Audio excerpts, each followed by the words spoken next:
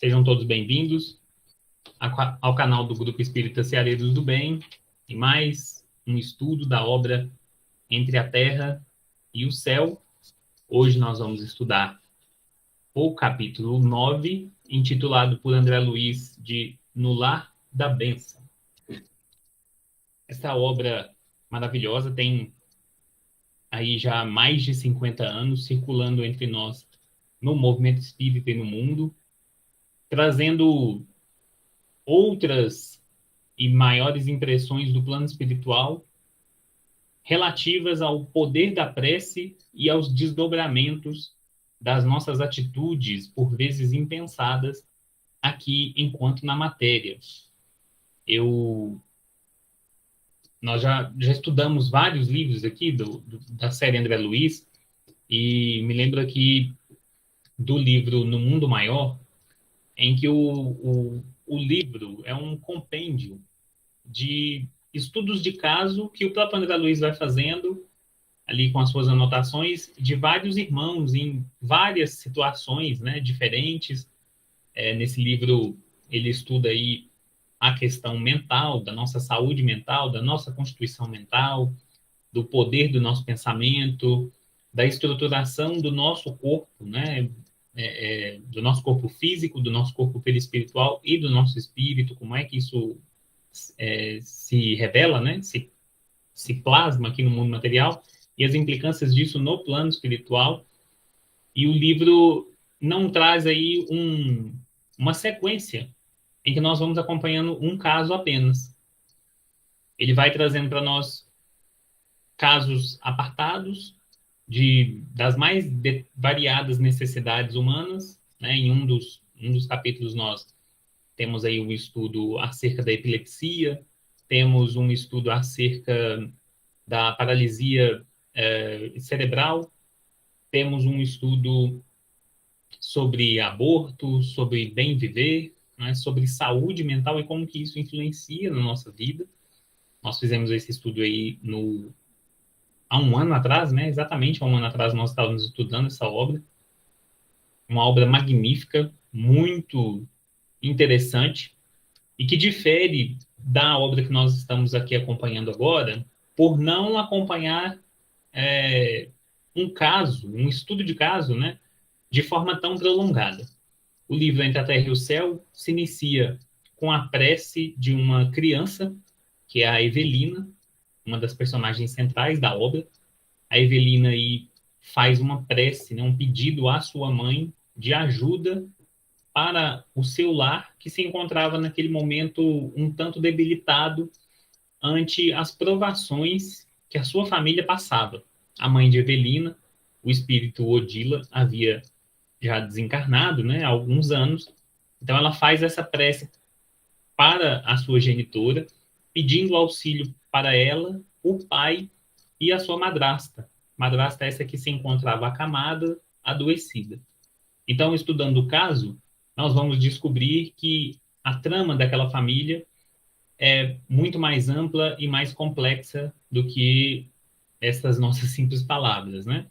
Nós vamos descobrir que o espírito da mãe, né, da genitora e da nossa Evelina, estava obsediando a madrasta, sua nova madrasta, sua madrasta, né, por conta de ciúmes de sua relação agora com o marido, né, com o seu ex-marido. Ela desencarnou, abrindo espaço aí para que o marido contraísse novas núpcias. Ela não gostou daquilo, né? Ela não soube lidar com a sua paixão desenfreada, e aí passou a obsediar de forma metódica aquela que ela considerava aí a sua rival. E a prece, então, da menina Evelina chega a nosso lar por conta das suas vinculações com a colônia espiritual e, como nós estudamos lá no capítulo 2, né, por ser uma prece refratária, ou seja, o seu destinatário não pode atender aos seus anseios. Então, a lei, né, a lei de Deus, a lei de adoração, mais especificamente, faz com que essa prece chegue aí àqueles que podem cumpri-la. Nesse caso, nós estamos acompanhando a equipe formada pelo ministro Clarencio, ministro de nosso lar, juntamente com André Luiz e seu companheiro Hilário Silva, em que eles partem para auxiliá-la, ou seja, para cumprir essa prece que foi feita aí no momento de muita devoção, com muito amor e com muita confiança em Deus. Lembrando sempre, né, que a palavra fé não significa aí acreditar, significa confiar, né? Significa fidelidade, ou seja, significa ser fiel. Ou seja, é a relação que nós temos com Deus. Nós temos aqui na Terra, né, um exemplo disso, quando nós temos aí as nossas amizades, mas principalmente quando nós contraímos núpcias com outras pessoas, em que a gente jura a nossa fidelidade, né? Então, ser fiel ao outro é estar com ele, como diria aí os nossos clássicos votos, né, do momento do matrimônio, né? Na saúde, na doença, na bonança ou na pobreza, na alegria ou na tristeza. Nas palavras do apóstolo Paulo, Deus é fiel. Deus é fiel para nós, porque Ele está conosco em todos os momentos. Em nenhum momento Ele nos abandona, seja nos nossos momentos de tristeza, seja nos nossos momentos de alegria. Essa afirmação não é apenas para a gente estampar aí nos vidros dos nossos carros, né, ou bonitinho nas nossas camisetas, mas ela nos traz aí a reflexão de que se Deus é fiel para conosco, logo nós temos que ser fiel a Ele. É estar com Ele também nos momentos de alegria e de tristeza, nos momentos de doença, mas também de saúde. Porque hoje a nossa relação com Deus ainda se limita, geralmente, né, aos momentos de tristeza ou aos momentos aí em que nós estamos um tanto necessitados do seu auxílio. Mas fora disso, nós não costumamos, né, lembrar de Deus, né?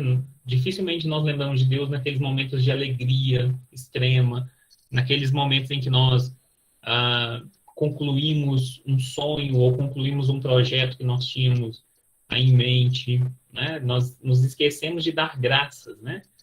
E essas nossas vivências em outras religiões ou com uma imaturidade espiritual, vamos dizer assim, porque não podemos jogar aí a culpa em outras, né, religiões, mas sim na nossa imaturidade, tem nos feito também dizer que Deus se ausenta em alguns momentos da nossa vida, e muito pelo contrário, né? Muitas vezes é Ele mesmo que nos carrega, Ele mesmo que nos faz chegar, nos faz ir além daquele ponto onde nós estamos, mostrando para nós que nós não estamos sozinhos. Evolução espiritual não se faz sozinho. E é isso que o André Luiz também vem nos ensinar de forma magnífica, que através do exemplo dessa novela, né? Desse romance espiritual que ele escreve aqui para nós. Então, nós vamos acompanhando esta família, que tem aí problemas muito graves, né? Por exemplo, a madrasta de Evelina, né? A Zulmira, ela só está na condição enfermiça que ela se encontra, porque ela abriu brechas através da culpa para que a obsessão de Odila causasse nela aquilo que Odila queria. Né? Isso porque, por conta de um descuido seu, mas também ali querendo, né? Querendo, não querendo, ela acabou por deixar um dos filhos do casal, Odila e Amado, se afogar, né? O seu enteado aí, ele acabou se afogando. O menino Júlio, menino de apenas 8 anos, acabou se afogando ali, dado o seu descuido, dado o seu despeito, né? Dada até mesmo a sua infantilidade ante aquela pequena criança que ali estava. Então, o cenário nessa casa é dos mais diversos, é uma provação muito difícil, né? É piorada pela atuação daqueles que deveriam cooperar, daqueles que deveriam ajudar, né? Nesse caso, nós já estudamos nos outros capítulos, né?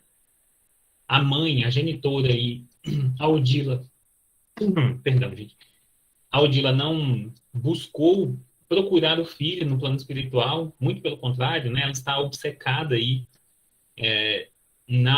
no seu ciúme por ver outra mulher tomando o seu lugar dentro de casa, apesar de portadora de sentimentos e condutas aí já muito, muito vivas, muito ricas, né? Um espírito já vivido, ela ainda enfrenta esse desequilíbrio, como o próprio Clarencio vai nos explicar aí em capítulos anteriores, por conta de um desequilíbrio no seu chakra básico, né? Ali vinculado à sua sexualidade, ela se encontra agora cega e surda, né? Para ouvir qualquer voz de bom senso. Ela tem um propósito, esse propósito é destruir essa inimiga, não é? E ainda, né, com o subterfúgio de usar a morte do filho como mais uma carga para jogar em cima dela, né, em cima da Zulmira, agora enfermiça aí por culpa, né? Por mais que os médicos pudessem trazer para nós aí qualquer coisa, né, de qualquer coisa clínica, né, qualquer diagnóstico clínico para nós, nós sabemos aí que no fundo a culpa é que está destruindo a Zulmira por dentro. E aí nesse interim, Clarencio dando a oportunidade para os seus pupilos estudarem, né, para o André Luiz e para o Hilário estudarem, resolvem fazer uma visita no plano espiritual, né, claro, ao filho desencarnado, né, ao Júlio. E aí, como ensinando para nós que a espiritualidade não faz movimentos a esmos, né, não faz movimentos vãos, não faz movimentos à toa, ele vai chamar André Luiz e Hilário para substituir algumas irmãs de nosso lar no serviço de encaminhar outras pessoas aqui da Terra, encarnadas, ao chamado Lar da Bênção, que é o que nós vamos conhecer hoje. Então, nesse interim, nós vamos conhecer a luta, né, da mãe, como nós dissemos aqui, tipicamente brasileira, né, uma mãe solteira, criando aí 3 filhos, que teve um dos filhos vitimados pela pneumonia, né? Ela tem um filho desencarnado. Falamos aí do espírito da companheira. Eu até esqueci o nome dela aqui agora, gente. Falei o nome de tanta gente e esqueci aqui o nome. Assim mesmo, gente, me ajuda aí. Da Antonina, olha aí. Estou aqui com o livro aberto e me esquecendo. Falei o nome de tanta gente que esqueci o nome da personagem aqui. Como eu disse para vocês, gente, trazer uma anotação sempre, né? Eu tenho as minhas, mas não peguei aqui no caderno. Então, nós vamos acompanhando um pouco da prova da Antonina, essa mulher aí, essa mãe batalhadora, guerreira aí, que luta, né, para criar os seus filhos sozinha. Haja vista que o marido a abandonou, né, abandonou a casa e foi em busca de outras aventuras, né, como o André Luiz delicadamente nos traz aqui, mas ela não esmorece, né, tem se mostrado aí um espírito muito sublime, alguém de muita garra, de muita fibra e muito sábia, né? Antes de nós, muitas vezes, olharmos para os espíritos, né, e julgarmos aí o seu grau de evolução, é necessário sempre a gente observar aquilo que eles transparecem, aquilo que eles falam, né? Kardec vai dizer isso para nós durante a codificação espírita, vai dizer para nós, olha, prestem atenção não na assinatura do espírito, quem quer que seja o espírito, né? Prestem atenção na mensagem que ele passa. Isso é que é importante, isso que a gente tem de trazer em mente, isso que tem que estar focalizado quando nós vamos estudar qualquer mensagem, qualquer livro aí dito psicografado, trazido para nós de qualquer outro meio, né? Por qualquer outra circunstância. Preste atenção na mensagem que esse espírito tem para trazer. Por exemplo, aqui, o André Luiz é um simples André. André Luiz, você podia encontrar na rua aí alguém chamado André Luiz, mas a mensagem que ele traz mostra para nós, primeiramente, a sua humildade e a complexidade da vida espiritual do outro lado. Claro que outros fatores podem ser analisados, né, como, por exemplo, se existem tantos de nós, né, no plano espiritual, por que é que esse espírito especificamente veio com essa missão, né, de trazer aí essas informações para nós? O que é que esse espírito tem, né, que outros muitas vezes não têm? mas isso vai ficando claro, né, à medida que a série vai se desenvolvendo por conta aí do seu grau, né, de pesquisador, de curioso, né, e, claro, um trabalhador aí valoroso que o plano espiritual utilizou aí de bom grado, né, para trazer para nós essas informações tão complexas, né, e de uma forma aí tão didática, não é? No capítulo de hoje, capítulo esse que é uma continuação direta do capítulo passado, né, deliciosa excursão, nós vamos aí chegar ao final dessa excursão, né, que é o chamado Lar da Bênção. O Lar da Bênção, ao que nos dá a entender, é vinculado de alguma forma à colônia Nosso Lar. O André Luiz não vai nos dizer que ele fica necessariamente em Nosso Lar, nós apenas acompanhamos pelas descrições do próprio André Luiz no capítulo passado, que o Lar da Bênção fica em regiões superiores do plano espiritual. Ele não fica aí localizado no umbral ou nas regiões mais baixas, aí próximas à crosta terrestre, como nós já vimos em outros livros dele, né? Outras organizações que aí estão. O Lar da Bênção não. O Lar da Bênção já está aí em patamares superiores, né? O André Luiz, no capítulo passado, vai trazer uma visão quase que do espaço, né? Pela sua descrição, nós vamos entender que ele se encontrava aí em órbita da Terra, vendo, enquanto eles estavam ali na penumbra, né, da noite, da sombra, da falta de sol. Ao chegarem próximo a essa região, eles já conseguiam ver o Sol do outro lado da Terra, né? Ou seja, é um espaço, né? Esse espaço, vamos dizer assim, geográfico do Lar da Bênção seria aí já na estratosfera ou alguma coisa assim, né? Uma das esferas aí que compõem a nossa atmosfera, mas muito distantes, né? Aqui da nossa crosta, né? Aqui desse ambiente umbralino no qual nós estamos inseridos. O Lar da Bênção, então. O André Luiz não vai dizer que é em nosso lar, mas pelo que a gente entende, ele tem alguma vinculação com o nosso lar, tanto que o Clarence conhece, outros personagens, né, vão ser citados aí, personagens que a gente ouve falar deles lá na obra Nosso Lar, vão ser citados aqui durante o capítulo, né, outros ministros, alguns trabalhadores. Nós vamos conhecer algumas outras personagens que vão ser apresentadas para nós durante essa excursão e, né, sem que a gente fique preso aqui só em denotações, só em delongas, né, vamos diretamente para o capítulo. Bom, o capítulo inicia-se. Perdão, gente, eu perdi aqui meu livro. O capítulo se inicia com a chegada deles ao Lar da Bênção, esse local do plano espiritual, onde as crianças são acolhidas, né? Espíritos em forma de crianças são acolhidos. O André Luiz, em todo o capítulo, vai falar para nós de uma maneira muito forte, né? Da presença da natureza, sempre, né? Que eles visitam esses locais. O André Luiz salienta muito a presença da natureza, a beleza da natureza, né? Nós vemos que ele não só tem olhos para ver isso, mas como isso salta aos olhos, ou seja, mesmo que nós não sejamos aí contempladores da natureza, né? Se nós formos a essas regiões, nós vamos ter os olhos aí assaltados, ter a visão assaltada por todos esses arranjos, né, lindos que a natureza do plano espiritual compõe, né? Como dito pelos espíritos a Kardec, né? O nosso plano material é um rascunho muito do mal feito, né, do plano espiritual.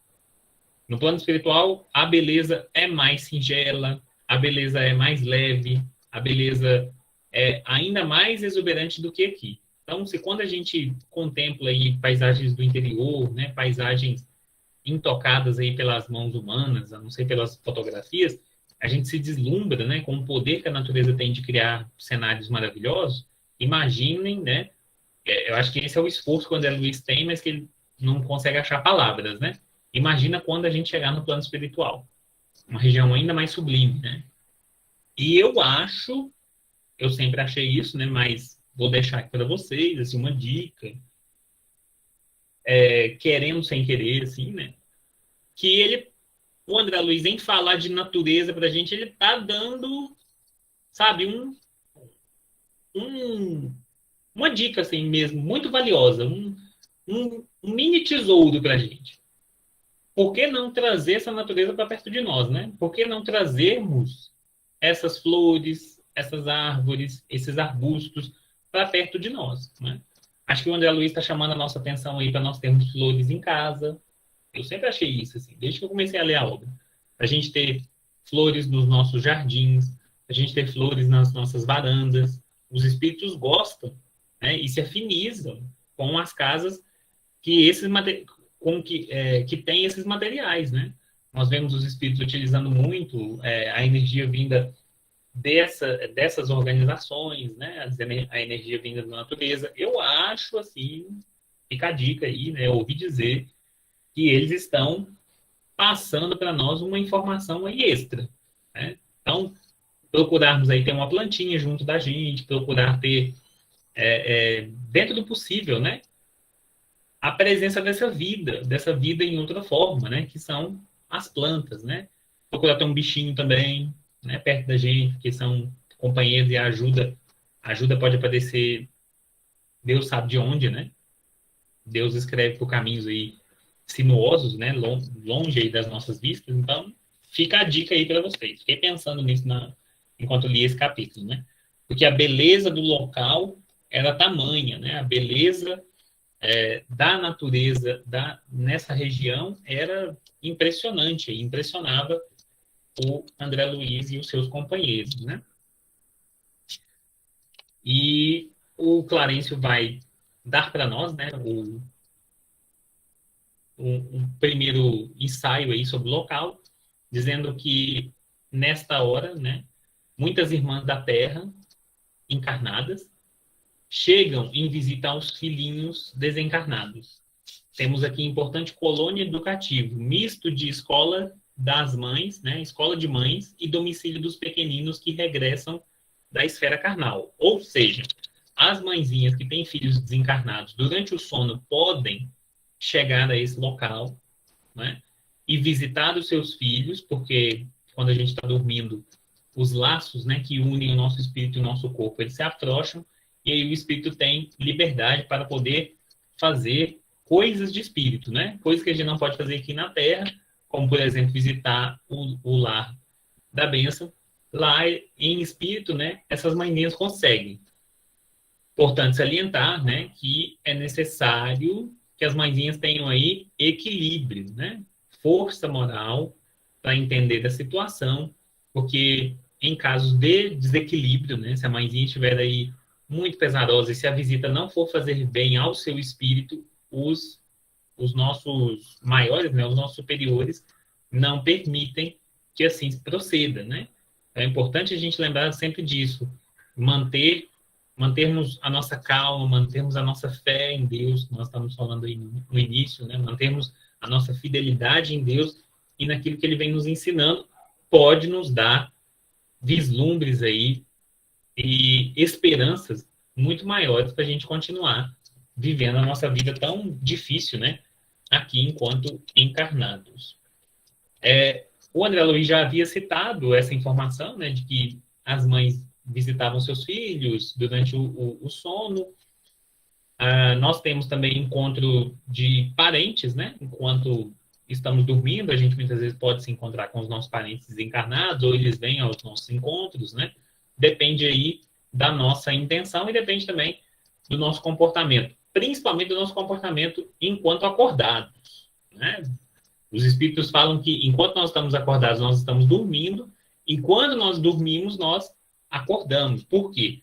Porque isso vai demonstrar como é que é a nossa interação com o plano espiritual. Ou seja, se enquanto acordado eu tenho um comportamento mais espiritualizado, quando eu vou dormir, logo eu sou mais doce, né? Eu fico mais manso aí para a influência dos espíritos superiores. Compreende? A minha vida enquanto aqui encarnado reflete a minha vida enquanto desencarnado. Isso a gente, né? Isso é informação básica da doutrina espírita. A vida que a gente leva, né, vai trazer outra vida para a gente levar após a morte do corpo físico. Importante a gente salientar isso sempre. Mas enquanto nós estamos encarnados longe aí, né? Não vamos pensar assim, esse é um privilégio de quem está desencarnando, não. Enquanto nós estamos aqui vivendo a nossa vida, nós temos oportunidade de contato com o plano espiritual superior. Nós temos contato, nós podemos ter contato com essas pessoas. Vide a própria Antonina aí, que está tendo contato com o Clarencio, né? Um ministro de nosso lar. Precisa do quê? Né? Vale lembrar o quê? Que é a vida que ela leva enquanto ela está aí dormindo, né? Ou seja, enquanto ela está acordada aqui na matéria. Isso vai preparando o nosso espírito para as mudanças que virão. Né? Uma hora ou outra, a gente sabe, né? A gente vai desencarnar. Nós não temos aqui uma lista, nós não sabemos o horário, nós não sabemos o dia de ninguém, mas a gente sabe que nós vamos o quê? Uma hora ou outra nós vamos partir desse mundo aqui e retornar para o plano espiritual. E aí, a vida que nós levamos aqui vai fazer muita diferença nesse momento de transição. Então, essas mãezinhas, o André Luiz não fala, né, da outra companheira, creio que por essa história aqui ter muitas pessoas, né, envolvidas, ele não quis trazer um novo nome, ele só cita, né, que o Clarencio acompanha duas senhoras, a Antonina e essa outra. Essas senhoras aí já chegando próximo, né, ali do local, já não conseguem se segurar, né? Elas já se desvencilham sozinhas ali deles, e o André Luiz vai falar de uma força irresistível, né? É como se elas gravitassem em torno daquelas crianças, né? Como seu desejo está muito ligado a ver aquelas crianças naquele momento, não precisou nem apontar para elas onde as crianças estavam. Elas se desvencilharam ali dos braços e foram até os seus filhos, né? Você vê que é o instinto materno também nos espíritos, né? Não é uma coisa aqui da matéria, não é uma coisa material. Isso é coisa de espírito, certo? O André Luiz vai colocar, né, que a Antonina fica ali vendo o seu Marcos, né, que havia desencarnado, enquanto a outra companheira encontra também o seu filho ali nas atividades do Lar da Bênção, né? O Clarencio deixa, então, o trabalho de assessorar essas irmãs para trabalhadores dessa região. Olha aí, você, trabalhador do movimento espírita, né? Nós temos muito trabalho no plano espiritual também, hein? Você aí que trabalha na evangelização infantil, você que trabalha com crianças, está fazendo esse estágio aqui na Terra, pode ser convocado a vir trabalhar aí lá no Lar da Bênção, hein? Junto com outras crianças desencarnadas, né? Crianças aí do plano espiritual, auxiliando-os. Tem trabalho para a gente a rodo, gente. Basta, né? Alguns vão ter até o luxo de poder escolher qual trabalho vão ter, né? A gente vai trabalhando aqui humildemente para poder trabalhar aí no que a gente puder servir de melhor, né? Hoje em dia mesmo eu fico pensando o que eu posso fazer lá no plano espiritual, né, para auxiliar. Eu sou advogado, formação aí na área do direito. Trabalhar com a lei de Deus não é para mim ainda, né? Não tem esse nível de evolução ainda. Eu fico pensando, o que eu vou poder fazer lá, né? Acho que se os espíritos me chamar para dar faxina lá, né? Então, Marcos, estamos precisando de um faxineiro aqui, opa, é isso aí, né? Porque até faxina eu sei fazer bem, então pode ser que seja útil, né? Basta a gente o quê? Basta a gente querer, né?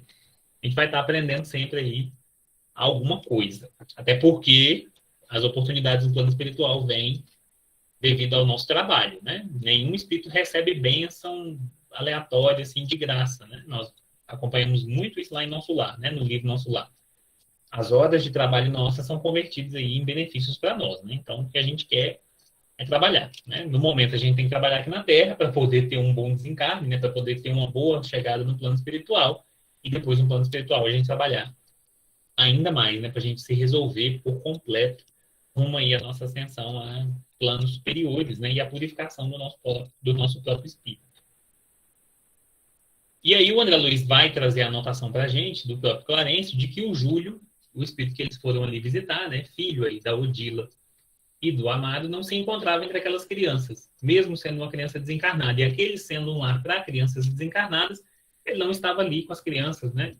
Com as outras. Porque, ao que nos dá a entender, né? Ali é um educandário, uma espécie de creche, né? Ou seja, vai para ali para aprender alguma coisa, enquanto os adultos tomam conta deles, e ele não se encontrava junto com as demais crianças. E o Clarencio, chefe aí dessa expedição, né, que já sabe de tudo, né? Dá para nós entendermos aí que ele já sabe muito mais do que ele revela, né? Ele vai dizer que o Júlio está aí aconchegado no lar da irmã Blandina. Blandina, que nós vamos conhecer, né, em sua casa ornada aí pela natureza, cheia de muitas flores, né? Blandina, que é uma curiosidade, né, o espírito da nossa Meimei, né? E Meimei, que foi esposa de Arnaldo Rocha. Quem não conhece o Arnaldo Rocha, né? O Arnaldo foi um companheiro valoroso do Chico aqui na sua missão mediúnica, enquanto o Chico esteve na cidade de Pedro Leopoldo, né? O Arnaldo era morador da cidade de Belo Horizonte, encontrou o Chico um dia sem querer, né? Esbarrou no Chico enquanto o Chico andava por uma das praças da cidade, derrubando aí alguns papéis. Automaticamente, o espírito de Meimei, que já estava ali junto do Chico, né? Usou da mediunidade do Chico para conversar com o Arnaldo.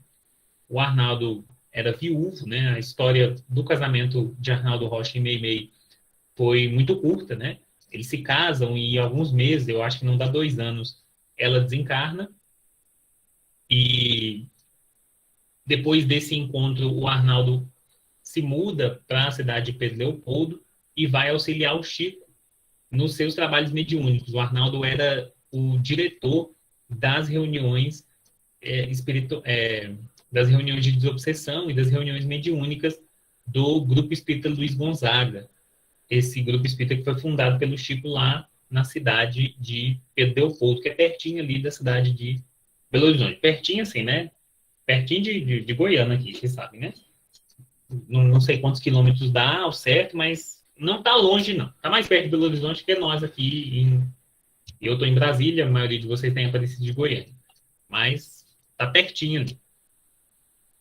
Então, a Meimei, que está aí com esse codinome, né? Isso, gente, foi revelado pelo próprio Chico, né? Porque mais à frente vocês vão entender o porquê, né? O pessoal do Grupo Espírita do Chico conhecia a história da Meimei e viram certa relação, né?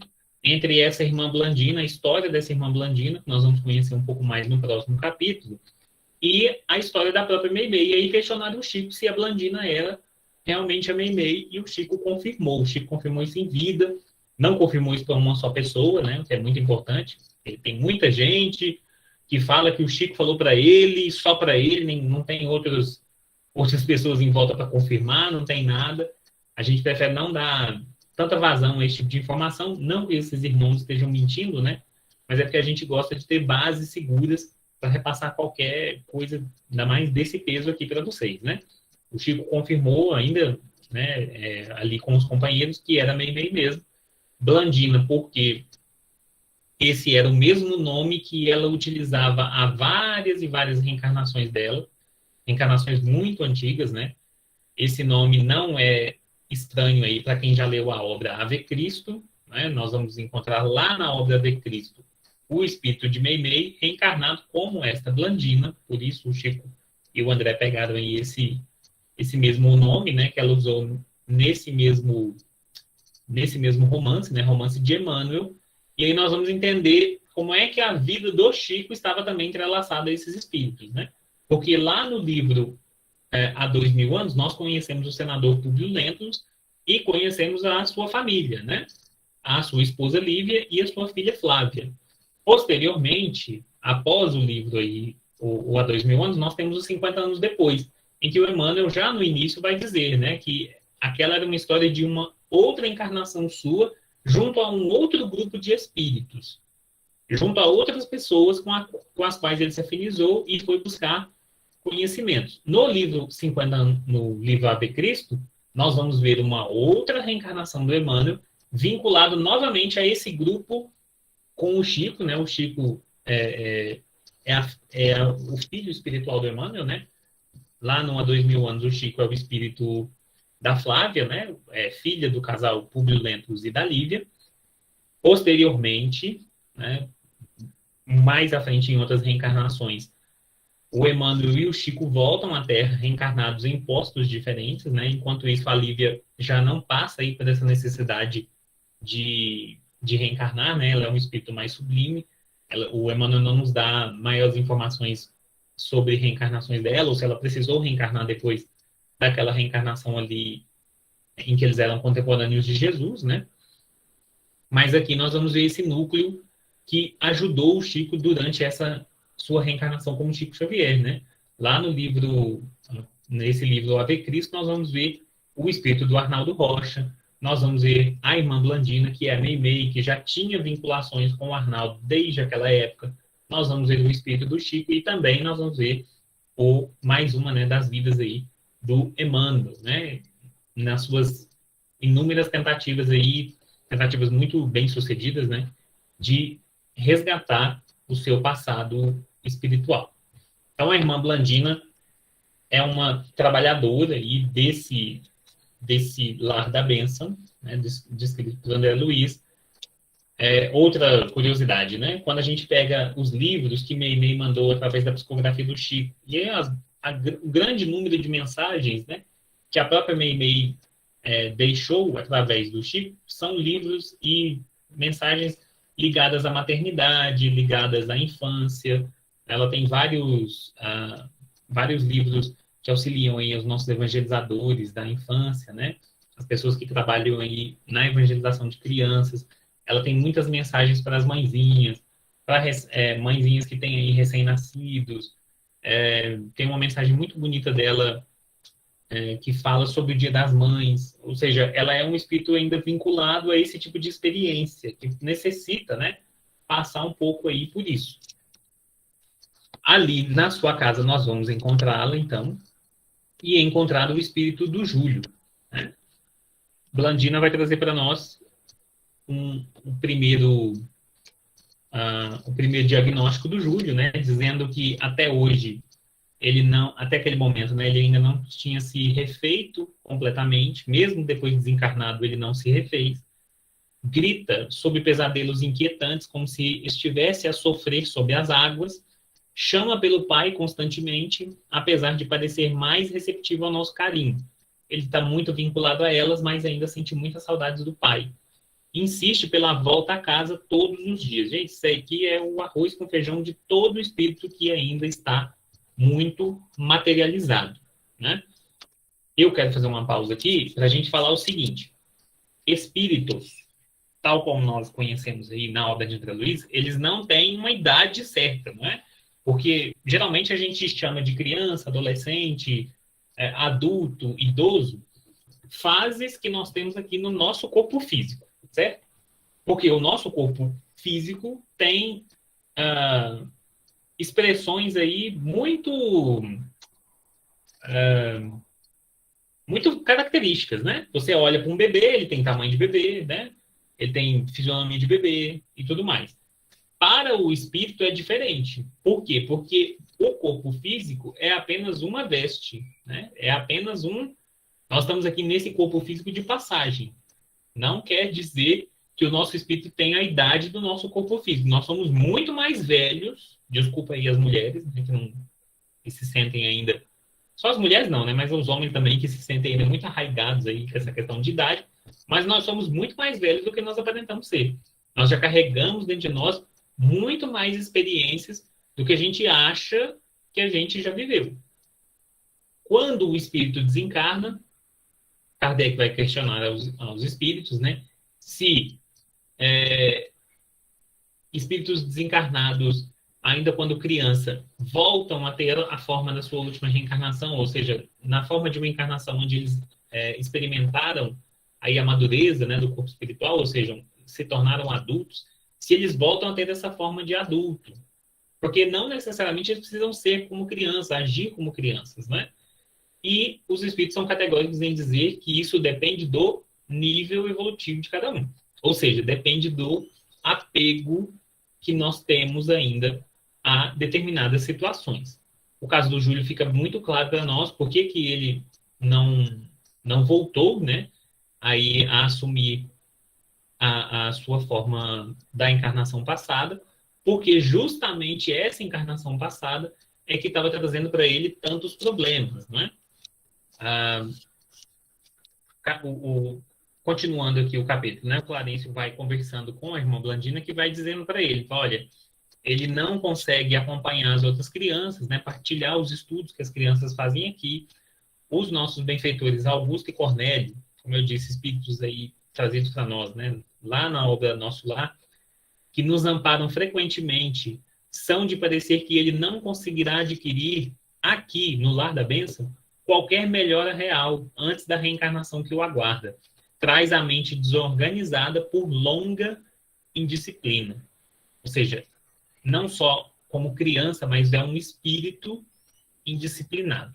Não só por ter sido uma criança indisciplinada, como o próprio André Luiz vai trazer para nós muita sutileza, né, nos capítulos passados, mas também nas suas outras encarnações ele era muito indisciplinado. Agiu com a vida de forma muito indisciplinada.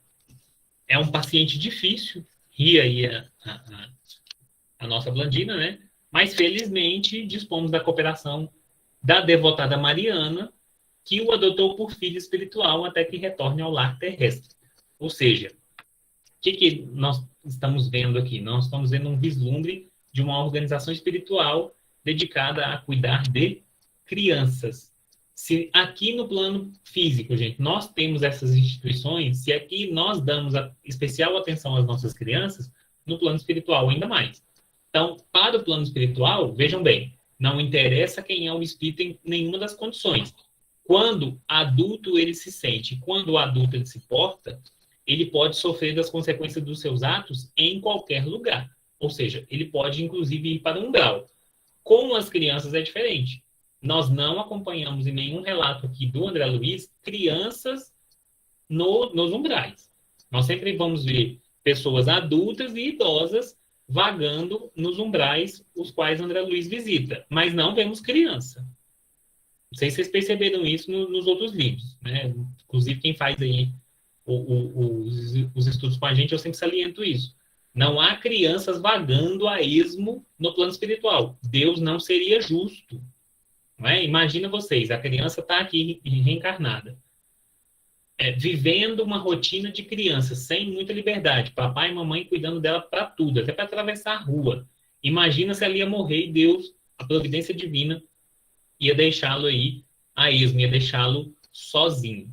Né? Então, não interessa o que ela fez na última reencarnação dela, não interessa se ela era uma boa criança para os pais ou não, ela desencarna e é cuidada por espíritos superiores que vão aí garantir que ela complete o seu ciclo de desenvolvimento. Nós já vimos histórias em que os espíritos chegam como crianças no plano espiritual, depois se desenvolvem até se tornar adultos ali mesmo, ou eles ficam o guardando ali até que eles reencarnem novamente. Cada caso é um caso, né? Não existe uma fórmula matemática. Né? E aí nós vamos acompanhar o Clarencio verificando, né, a situação do Júlio. Em primeiro lugar, eles vão ver que ele está ali muito abatido, ele se sente muito fraco, né? Não consegue dormir direito. Nós já vimos aí preso em pesadelos por conta do afogamento que ele sofreu, né, o que o levou à desencarnação, e ele vai reclamar de uma dor na garganta. E aí o André Luiz vai trazer para nós, né, uma mega curiosidade aí do plano espiritual, né? O Clarencio vai verificar a sua garganta, né, fazer um exame médico ali nele, e relata ao André Luiz que quando ele abriu a boca, né, quando o Júlio abriu a boca ali, boca infantil dele, eles foram surpreendidos, notando aí que a fenda glótica, né, principalmente a região das cartilagens aritenoides, ou seja, aqui pertinho mesmo da nossa garganta, aqui no fundo, né, da nossa garganta, próximo aí das nossas papilas, ele apresentava uma chaga muito grande, ou seja, uma ferida muito grande, muito feia, né, pelo que o André Luiz vai dizendo aqui. O orientador, né, o Clarencio, vai aplicar recursos magnéticos nele, questionar a Blandina se ele está recebendo o tratamento médico, né, dos espíritos que ali vão. Ela diz que sim, né, mas isso não resolve, né? Essa ferida não cessa com os recursos magnéticos que eles têm ali. E olha que os recursos magnéticos do nível de um Clarencio são, né, como nós já acompanhamos anteriormente, fortíssimos, né? Conseguem restituir moral, bom ânimo, saúde para muita gente encarnada, mas não conseguia curar esse espírito já desencarnado, né? E nós vamos entender por quê. Depois que o Júlio adormece por conta desse passe do Clarencio, né? O André Luiz vai questionar, né? O que está acontecendo? Por que essa criança desencarnada trazia ali uma ferida, né? Na sua organização perispirítica tão semelhante a feridas que nós temos aqui no corpo físico. E aí nós vamos conhecer a história do Júlio, né? Clarencio vai dizer assim: Júlio envolveu-se em compromissos graves, desentendendo-se com alguns laços afetivos do caminho no século passado. Confiou-se à extrema revolta, aniquilando o corpo físico que lhe fora emprestado por valiosa bênção. Ele já vinha numa reencarnação para resgates, né? Não era uma reencarnação para seguir um novo rumo, né? Ele era um completista, como a maioria de nós, né? Ou seja, voltando numa encarnação para resgatar erros de outras reencarnações, né? É isso que o Clarence vai dizer aí, né? Com esse corpo emprestado por valiosa bênção, né? Ele teve desentendimentos afetivos e acabou se suicidando, né? Mas primeiro, olha só, rendendo-se à paixão, sorveu grande quantidade de corrosivo. Salvo a tempo, sobreviveu à intoxicação, mas perdeu a voz em razão das úlceras que se lhe abriram na fenda glótica. Ou seja, essa região aqui, ó, dele ficou totalmente aniquilada. Ele ainda em vida, né, depois de ter vivido aí esse corrosivo, esse veneno corrosivo, né, que acabou com as cordas vocais dele, deixando ele sem voz. Ainda aí, não se conformando com o auxílio dos colegas que o puseram fora de perigo, alimentou a ideia de suicídio sem recuar. Ele queria se matar, não conseguiu porque os amigos não o socorreram a tempo, né? Deus conversando com ele ali, né? Ó, meu filho, não é assim, né? Esses sinais que Deus manda pra gente, né? Não, eu quero me matar. Aparece um amigo seu e te salva, ó, presta atenção. Não é bem assim como você está pensando. Tem alguém aqui cuidando de você. Ainda assim, ele não se conformou, né? Não se conformando com o auxílio dos colegas que o puseram fora de perigo, alimentou a ideia de suicídio sem recuar. Foi assim que, não obstante enfermo, doente, burlou a vigilância dos companheiros que o aguardavam e arrojou-se, né? Se atirou à funda corrente de um rio, nela encontrando um afogamento que o separou do envoltório carnal. Na vida espiritual, sofreu muito, carregando consigo as moléstias que ele mesmo infligia na sua própria garganta e os pesadelos da asfixia, né? Ou seja, os pesadelos de estar sendo asfixiado por conta do seu suicídio via afogamento. Até que reencarnou junto das almas com as quais se mantém associado para a regeneração do pretérito. Infelizmente, porém, encontra dificuldades naturais para recuperar-se. Lutará muito antes de incorporar-se a novo patrimônio físico. O que é interessante aqui nesse capítulo, além das informações que nós já passamos? Clarence vai dizer que ele reencarnou junto, olha aqui, deixa eu achar aqui novamente, das almas com as quais se mantém associado para a regeneração do pretérito. Ele está vinculado a pessoas que também fazem parte desse seu passado espiritual. Ponto. Certo? Outra característica que o assemelha muito à sua mãe, hein? A sua mãe, Odila. E também a personagem Zumida, né? A sua madrasta. São os três espíritos que tiveram problemas por causa de paixões avassaladoras. No caso dele, ele teve uma paixão, não foi correspondida da maneira como ele quis, e por isso ele tentou se matar. Perceberam? A Odila, da mesma forma. Por mais que ela ame o filho e ame o seu esposo amado, ela não aceitou a ideia de perdê-lo para outra mulher. Não aceitou de forma alguma. Né? Ao ponto de obsediar a madrasta muito antes do menino Júlio ter desencarnado, ela já estava ali obsediando. Né? Olha só, esses espíritos estão vinculados não só pelos laços afetivos que eles têm, mas também pela forma como eles veem a vida. Interessante isso, né? Porque se a gente for verificar o nosso círculo íntimo, né, o nosso círculo de parentela, nós vamos descobrir muitas afinidades com os nossos pais, né? E também nós Nós vamos descobrir afinidades com os nossos pais, não só no sentido positivo, né? Seja no que eles já superaram junto conosco aí também nas muitas reencarnações que nós tivemos juntos, mas também nos lados negativos, né? Quantas vezes você já não olhou para uma criança e falou assim, meu Deus, é o pai até no gênio. Tem gente que fala assim, né? Meu Deus do céu, é geniosa igual a mãe. Não é? Por quê? Porque nossos laços não são só de sangue, né? Nós não somos unidos pelo sangue, não é a familiaridade sanguínea que nos traz, mas a afinidade espiritual. A gente se afiniza com os espíritos que pensam ou que agem igual a nós, seja no bem, seja no mal, né? Como a maioria dos espíritos passa aí pelas feridas do mal, gente, muitas vezes a gente conheceu aí os amores das nossas vidas ainda estando nas fieiras desse mal aí, ainda fazendo parte, né, dessa comitiva que luta contra a lei divina. Né? Não vamos achar aqui que a gente, nossa, nas encarnações passadas, né, a gente estava todo mundo lindo, maravilhoso, cuidando aí, né, de obedecer a Deus e a fazer coisa melhor. Muitas vezes não foi assim. Né? Muitas vezes a gente se vinculou ali para fazer o mal, resgatou esse mal junto e hoje, graças às bênçãos de Deus, a gente já consegue, né, de uma forma aí muito mais saudável, convivermos uns com os outros, né, criarmos laços, alguns de nós, né, até laços de amor verdadeiro, uns pelos outros, né. Isso graças à reencarnação.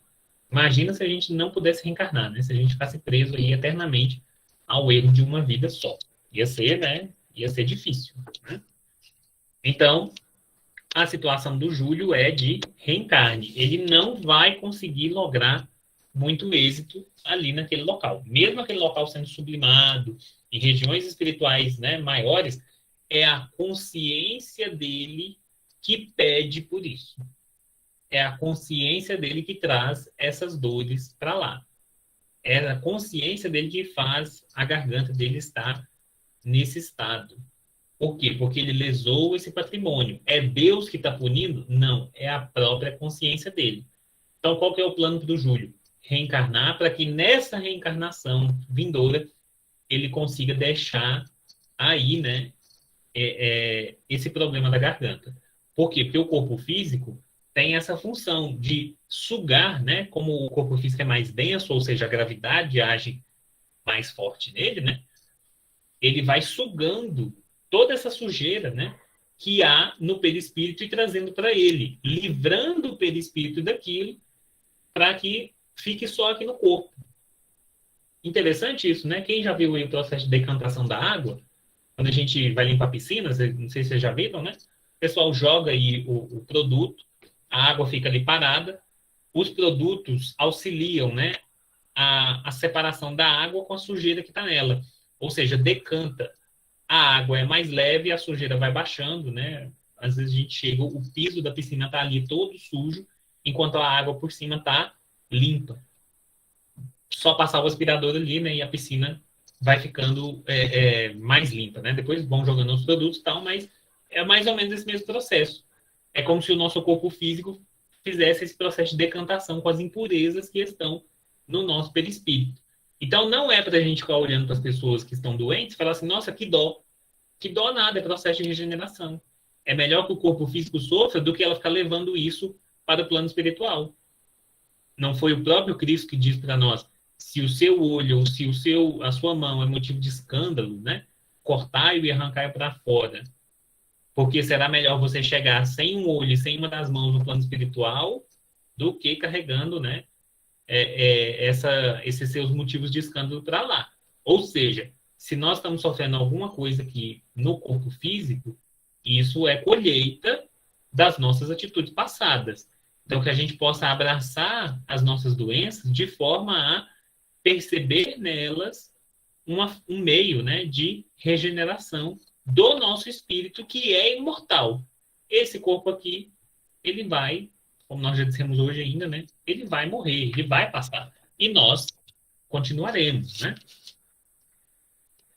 E o André Luiz vai ficar, né, todo questionador, vai querer entender o porquê disso, né?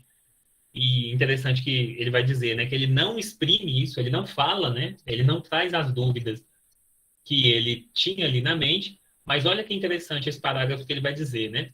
não nos atrevíamos a manifestar nossos pensamentos de estranheza. Todavia, o prestimoso amigo, assinalando-nos de certo as dúvidas, acentuou.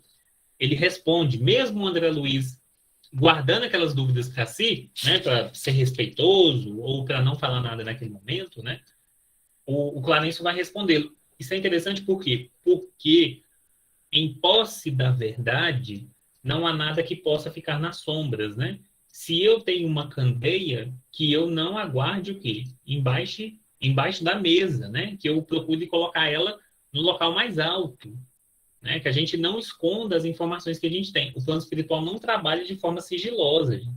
Eles são muito, mas muito bons em trazer para nós informações. Por quê? Porque eles sabem que essas informações vão nos auxiliar. Então, não tem espírito místico que fica falando, não, vocês não estão prontos, né? A partir do momento que a gente puder ouvir e que a gente quiser de verdade ouvir as coisas, os espíritos vão trazer para nós. Seja através de um livro, seja através de uma outra pessoa, seja através de um filme, seja através das situações da vida. As respostas que nós queremos de verdade vão chegar para a gente. Basta a gente querer, né? Mas é querer de verdade, não é querer assim, eu quero, mas a partir do momento que você quiser, vai chegar para você. E aí o Clarencio vai respondê-lo, né?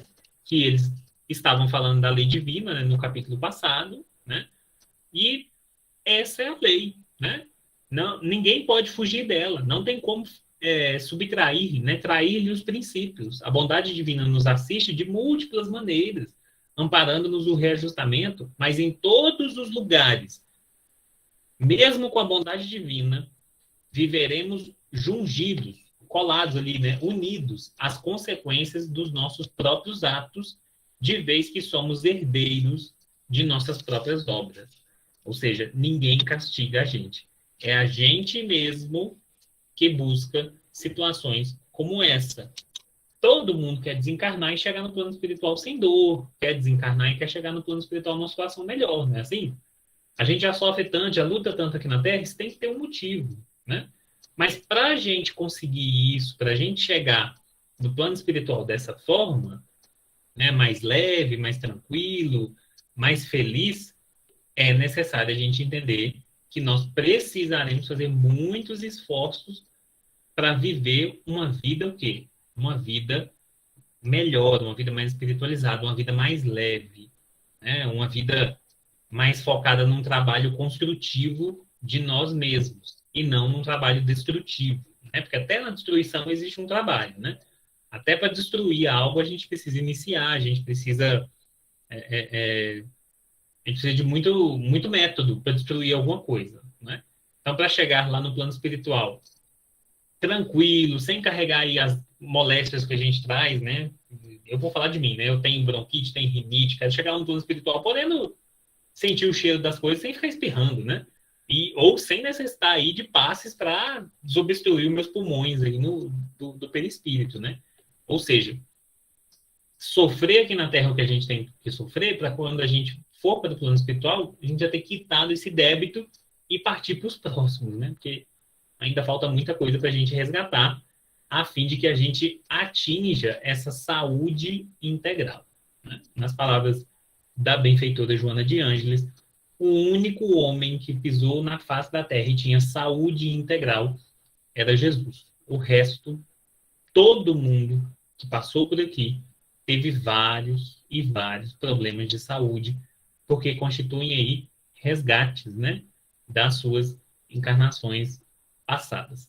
Basta ver que o nosso Chico Xavier, né, autor aqui, coautor desse livro, né, sofreu várias moléstias, né, enquanto aqui encarnado, né, perdeu um dos olhos por conta de um problema ocular, tinha problema de angina, né, esse descompasso no coração, ou seja, tinha problemas de circulação, ainda assim aproveitou, né, a resistência que teve para fazer muito.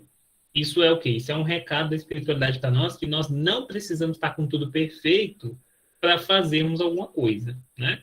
Quem lembra aí de Madre Teresa de Calcutá, de ver as fotos, né, de Madre Teresa de Calcutá, ela tinha vários problemas relacionados ao seu aparelho gástrico, né, seu aparelho alimentar, problemas ósseos, problemas de postura mesmo, né, por conta do hábito ali, ela acabou tendo vários problemas vinculados aí a essa postura.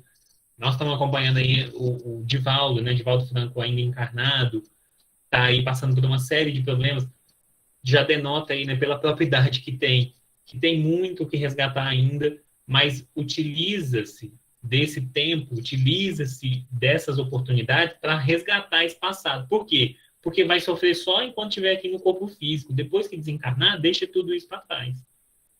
Essa é a cura que Deus tem para nós, né? Nós sofremos aqui as consequências das nossas próprias atitudes. Nada mais justo, né? O menino Júlio mesmo, em chegando no plano espiritual, enfrentando essa dor, como o próprio Clarencio disse, né? Vai ter que trabalhar muito até chegar no corpo físico, ou seja, vai ter que sofrer, vai ter que padecer muito dessas dores para que isso fique internalizado nele, para que ele não cometa isso mais.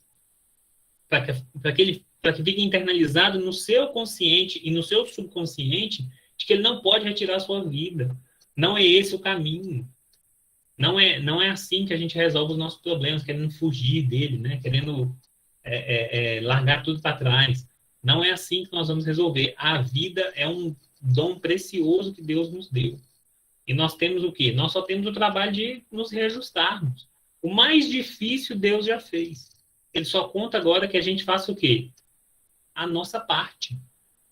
E ele nos sustenta onde quer que a gente esteja. Ou seja, a nossa parte, gente, com certeza é a parte mais fácil. Porque se fosse a mais difícil, Deus fazia por nós. Né? E aí, nós chegamos então ao final desse capítulo.